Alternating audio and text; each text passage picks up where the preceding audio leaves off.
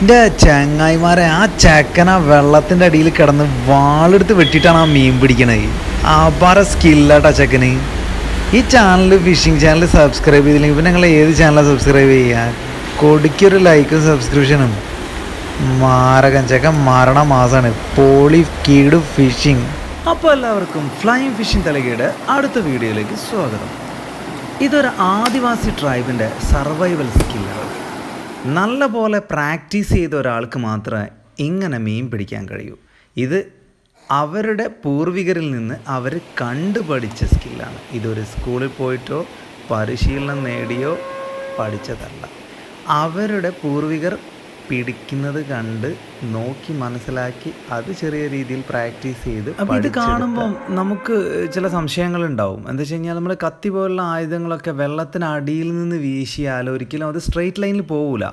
അതിങ്ങനെ വളഞ്ഞു പൊളഞ്ഞായിരിക്കും പോവുക. അതുമല്ല അത് മേല് തട്ടാനുള്ള ചാൻസ് കൂടുതലാണ്.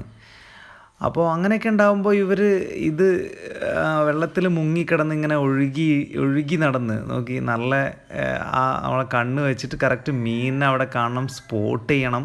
അത്രയ്ക്ക് സ്പീഡിലായിരിക്കും മീൻ പോകുക, നമുക്കെല്ലാവർക്കും അറിയാമല്ലോ. അപ്പോൾ അതിൻ്റെ വേഗവും സ്പീഡൊക്കെ അളന്ന് വെട്ടി അത്യാവശ്യം നല്ല ഒരു അടിപൊളി സ്കില്ലാണിത്. അപ്പോൾ എന്തായാലും ഈ പയ്യന്മാർ നല്ല പൊളിയാണ്, കിടുവാണ്.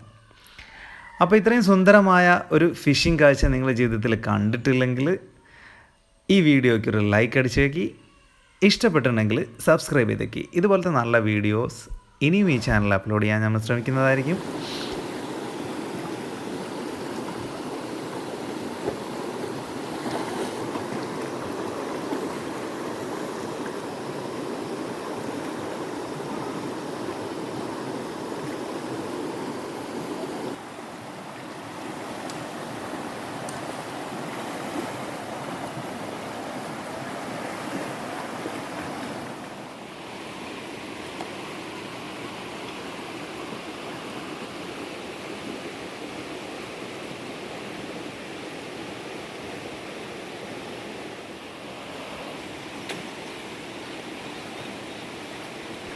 அப்போ என் நண்பர்களே லைக் அடித்து சப்போர்ட் பண்ண மறக்காதீங்களா.